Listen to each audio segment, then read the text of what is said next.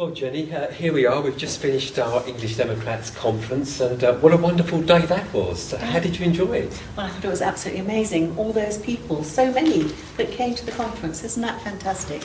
Everybody with the same idea of protecting England and promoting what we want, the English Democrats want for England. Absolutely, and it's really good to be with fellow English men and women, isn't it? Talking about specifically English matters. Yes. That's not something that we get from the mainstream media, so it's quite refreshing to be here, isn't it? It is. Now, Jenny, you're our prospective candidates for London in the upcoming elections in May, and I know that there are issues that are important to you that you feel Londoners need to know about. Can you tell us what sort of issues you'll be taking up on behalf of Londoners if you're elected? Yes. Well, if I'm elected, I will certainly be putting the case for further schools for London.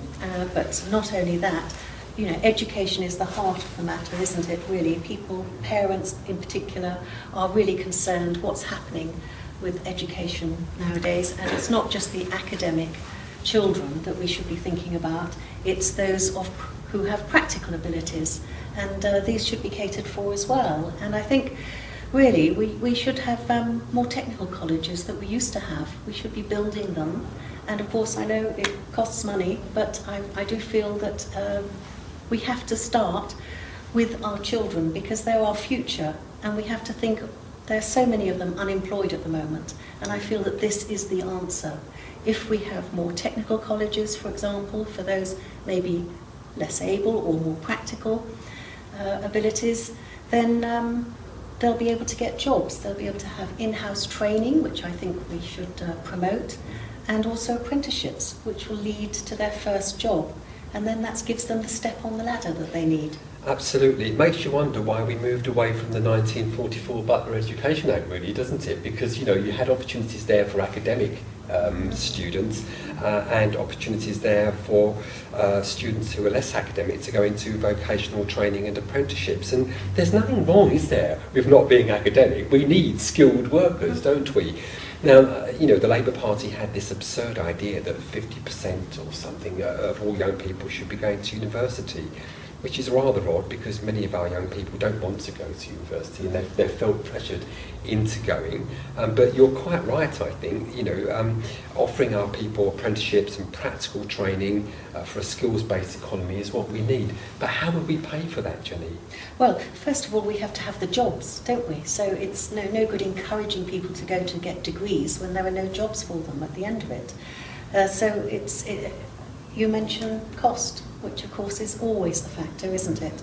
But I feel that really, instead of putting the money into the national coffers, I believe that some of that money should go to the local counties, to all the counties, and they should be responsible for their areas. They know their communities, they know what people are concerned about.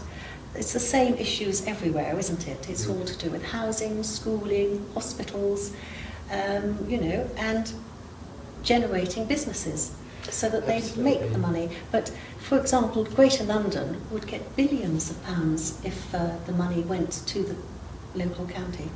That's right. Another aspect to the educational policy of the English Democrats is the need to have a kind of cultural renaissance, if you like, within the school system so that English children in particular can learn about their cultural heritage and identity.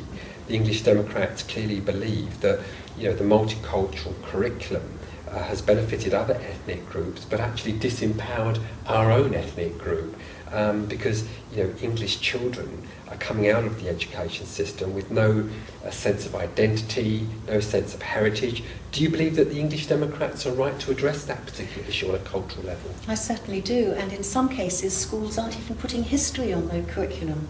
They can't have local history or English history. It's really dreadful because you only learn really from the past.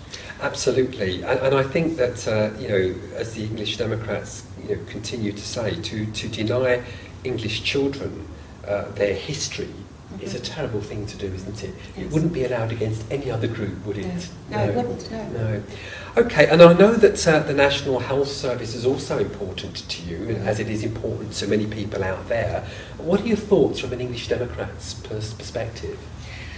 Well, I believe, I work in the National Health Service at the moment, and everybody seems to say the same thing. It is a huge organisation. It's rather unwieldy, I know, but it has been abused, and it's not necessarily being managed in the right way. And I think this all comes down to money again, I know, doesn't it? But I feel that, we've had health tourists coming over here. Because we can't protect our own borders and protect our sovereignty ourselves, we have no control as to who comes in and gets free healthcare. I know it is being addressed in a certain way, but it isn't going far enough. And I believe that, again, it comes down to money. We need to have more local community hospitals, or at least protect those that we have. For example, London last year, the Health Secretary, Jeremy Hunt, tried to shut down Lewisham Hospital. And I was involved with that in a small way to try to help. And the hospital itself put up a big fight against the government, and they actually won the legal case. And then the government, because of that, appealed. But again, Lewisham Hospital won. So this is really quite a success, I feel. Absolutely, absolutely. Now, I know we've got the elections coming up in May, very important elections. The EU is a big issue now. So you're our prospective candidate. Yeah. So what is the English Democrat view on the EU? What's their position? The English Democrats' position on the EU is that we are better off out of it. And the reason for that is because it affects all our lives. From everything from housing, education, health issues, for example. It really does affect our everyday lives. For example, it's costing £55 million a day that we are paying to belong to this club that we don't really want to belong to. The EU controls 75% of our laws. That's right. We don't have any say at all. And that we have European directives that we have to follow. For example, all public buildings have to have the European flag flying. Did you know that? Yes, I did. Yes, yeah. So, we would like to see our own flag flying, Absolutely. wouldn't we? We certainly would. So really, the English Democrat position is that we want to regain our sovereignty Yes. over our country, and we can only do that by pulling out of the European Union. And that's the message that you, Jenny, are Yes. going to pull across to the people of London on behalf of the English Democrats in May, and I wish you all the very best. Thank you very much. Thanks very much, Leon.